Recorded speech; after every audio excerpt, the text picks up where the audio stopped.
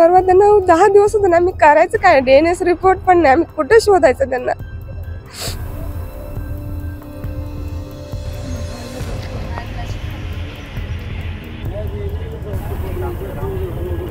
DNA report आल्याशिवाय ते म्हणतात कोणती बॉडी ताब्यात देत नाही, तर काय करायचं आम्ही?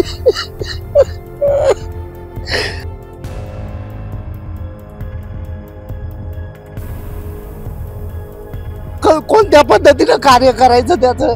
तो जिवंत आहे का मेलाय का काय झालंय त्याचं? जर समजलं मेलाय तर मेलाय, पण कमीत कमी त्याचं कार्य कसं करायचं आम्ही? त्याचं काहीतरी भेटलं पाहिजे प्रशासनाकडनं, आम्हाला काहीतरी पुरावा भेटला पाहिजे ना. का असंच कार्य करायचं आम्ही? काय करायचं आम्ही?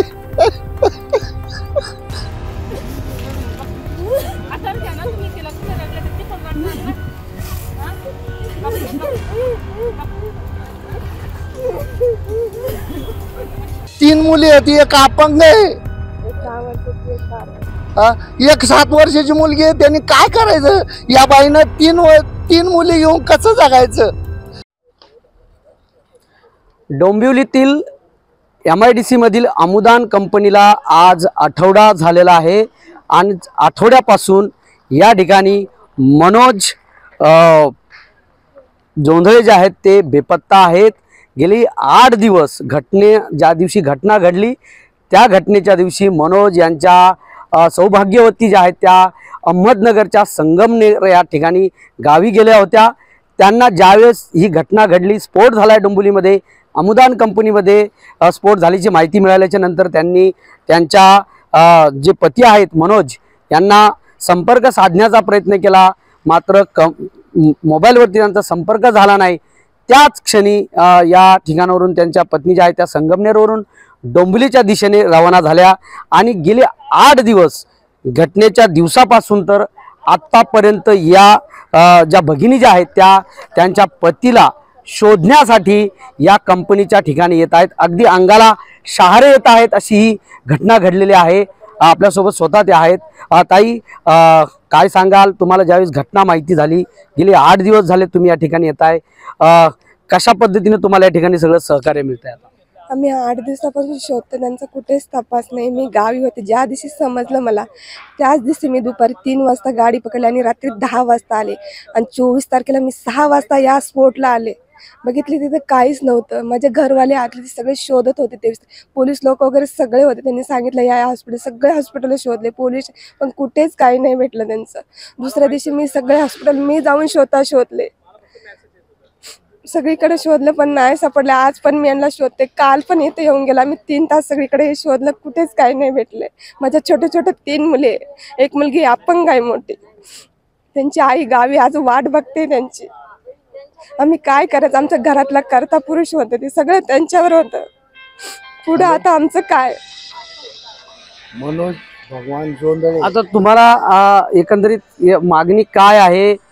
कारण की 8 दिवस झाले तुम्ही या ठिकाणी येत आहेत, तुम्हाला शासनाकडून काय मागणी आहे किंवा आता कशी परिस्थिती ही सगळी तुम्ही पुढे हे करणार आहे, या परिस्थितीला सामोरे जाणार आहेत? मी काय करणार? माझ्या 3 मुली, त्यांचं काय आता? त्यांचं भवितव्य काय? त्यांचं पुढचं काय? पुढे कसं करणार आम्ही? सक्का भाचा आहे, सिक्युरिटी गार्ड म्हणून. नाही, तिला काय आहे ना, तिला बोलता येत नाही हो. तिच्या स्वतःचा पती गेलाय, त्याच्यामुळं मी अनिल दशरथ गायकवाड. पण कमीत कमी मी हे सांगू, माझा सक्का आहे ना, सक्का भाचा आहे. तो सक्का भाचा असल्या कारणानं मी 8 दिवस इथं शोधतोय त्याला, पण तो सापडत नाहीये. सिक्युरिटी गार्डमध्ये तिथं कामाला होता, याच कंपनीमध्ये कामाला होता. त्या कारणास्तव मी 8 दिवसापासून त्याला शोधतोय, पण तो सापडत नाही. तर मी 8 दिवसापासून काय करू? प्रशासन सहकार्य करते, पण काय त्याच्यामध्ये काहीच नाही. त्याच्यामध्ये मी सगळ्या जळालेल्या बॉड्या बघितल्यात किंवा काय बघितलंय सगळं. मला 4 दिवसापासून जेवणही जात नाही किंवा काय. माझा भाचा गेलाय कुठं? मग गेलाय कुठं? प्रशासनाने याची काळजी घ्यायला पाहिजे ना, कमीत कमी. आणि प्रशासन सांगतंय डीएनए रिपोर्ट आल्याशिवाय काहीच नाही. आणि डीएनए रिपोर्ट येणार कधी? करायचं काय? डीएनए रिपोर्ट काय म्हटलं? परवा त्यांना 10 दिवस होते ना, आम्ही करायचं काय? डीएनएस रिपोर्ट पण नाही, आम्ही कुठे शोधायचं त्यांना?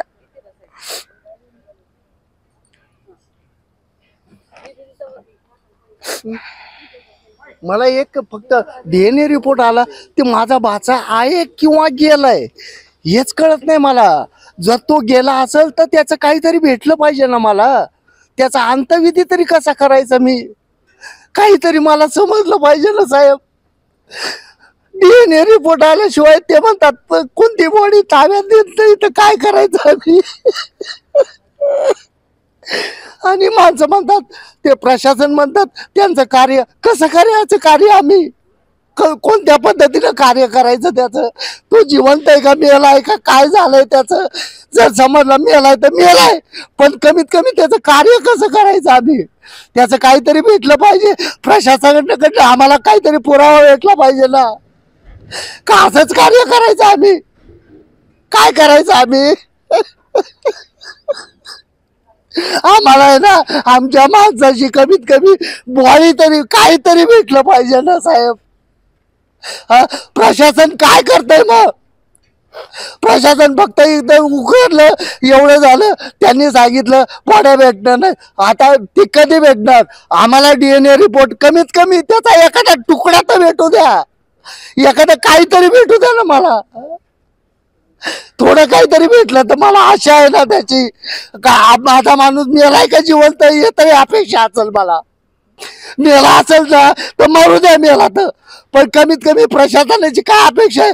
त्यांनी फास्ट काम करायला पाहिजे होते. ही दुर्घटना थोडी नाहीये, ही दुर्घटना म्हणजे फार मोठी दुर्घटना आहे हो. कितीतरी लोकांचे कुणाचा काहीच पत्ता नाहीये तर काय करायचं आम्ही.